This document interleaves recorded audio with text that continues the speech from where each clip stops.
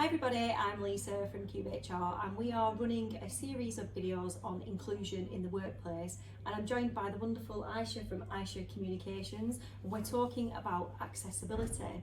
So my question for you today is, what can employers do to make work more accessible to disabled people? Okay, I think employers have a difficult job with that one really, because the scope of disability, ability, accessibility is just so huge, and I think really employers should be thinking more along the lines of inclusion, as I've mentioned before. So what things are out there that would include people?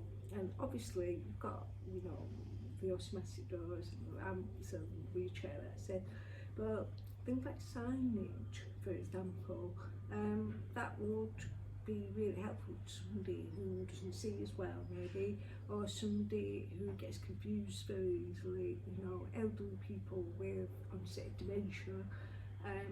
Just to have clear signage would give people more confidence, and in that way would like inclusion. If I was to sit here and list all the things that employers could do, I wouldn't be here a very long time.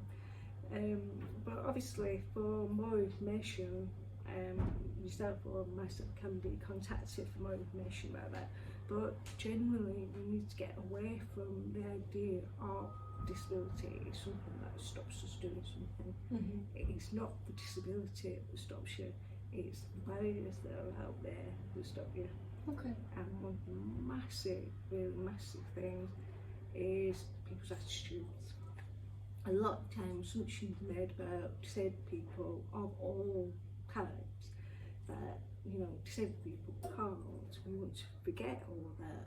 What can we do, and how can you supposed to do that? And really we need to start thinking more positively along those lines. Excellent, thank you. And what about help that employers can access? You mentioned that people can contact myself or yourself, which is great, but where else is help available for employers to get advice? Sadly, there are very few. The main one that comes to mind is a government scheme called Access to Work, which works with disabled people and employers, and puts into place grants that allow things like physical support, maybe a person needs an adapted chair or an adapted keyboard or anything like that, but it also includes communication support for those people who need it, communicator guide.